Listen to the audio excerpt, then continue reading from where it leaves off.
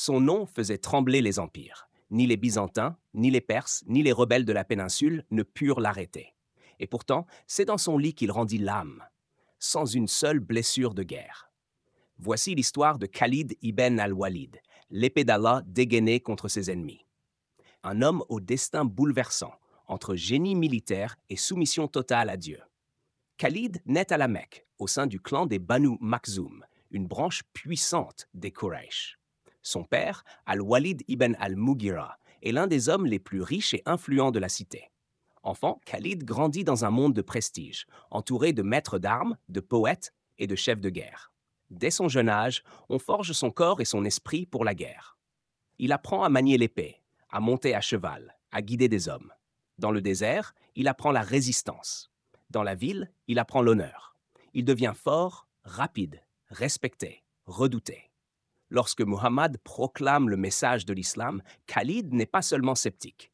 Il est parmi les farouches opposants. Il voit en l'islam une menace pour l'ordre établi, pour les Quraysh, pour sa gloire. Il ne participe pas à la bataille de Badr, mais la nouvelle de la défaite cuisante des Quraysh frappe son cœur. Il ne comprend pas comment une poignée de croyants peut vaincre la noblesse mécoise. À Uhud, c'est lui qui renverse le cours de la bataille. En contournant le mont, il attaque les musulmans dans le dos, causant chaos et douleur. Ce jour-là, il pense avoir restauré l'honneur des Quraysh. Mais la graine du doute commence à germer. Les années passent. Khalid observe. Les musulmans ne faiblissent pas. Leur foi, leur discipline, leur cohésion l'intriguent. Peu à peu, son cœur s'ouvre.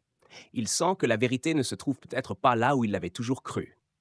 Après le traité de Hudaybiya, il comprend que l'islam n'est pas une simple tribu rebelle. C'est une révolution spirituelle. Il décide alors de quitter la Mecque, de tout abandonner pour chercher la vérité. Il arrive à Médine. Le prophète sallam l'attendait. En le voyant, il sourit et dit « Un homme tel que Khalid ne peut ignorer la vérité. » Khalid déclare sa foi. Le prophète l'accueille avec amour, sans reproche. Et l'histoire s'apprête à changer à jamais. Peu de temps après, Khalid est envoyé avec l'armée à Mu'tah. Les chefs musulmans tombent un à un. Khalid prend le commandement, organise la retraite et sauve les soldats. Il brise 9 épées dans la bataille. Ce jour-là, le prophète sallam déclare « C'est l'une des épées d'Allah. » Il l'a dégainée contre ses ennemis. Depuis ce jour, il portera le titre de Sayfullah, l'épée d'Allah. Non pour flatter son orgueil, mais pour rappeler que son bras est au service d'un ordre plus grand que lui. Quand les musulmans reviennent pour reconquérir la Mecque, Khalid est parmi eux. Il entre dans sa ville natale, non comme un conquérant, mais comme un serviteur d'Allah. Il n'y a ni vengeance, ni arrogance. La Mecque est purifiée. À Hunayn, face aux embuscades, Khalid tient bon. À Taïf, malgré les blessures, il se bat avec foi. Il devient l'un des piliers militaires de l'islam.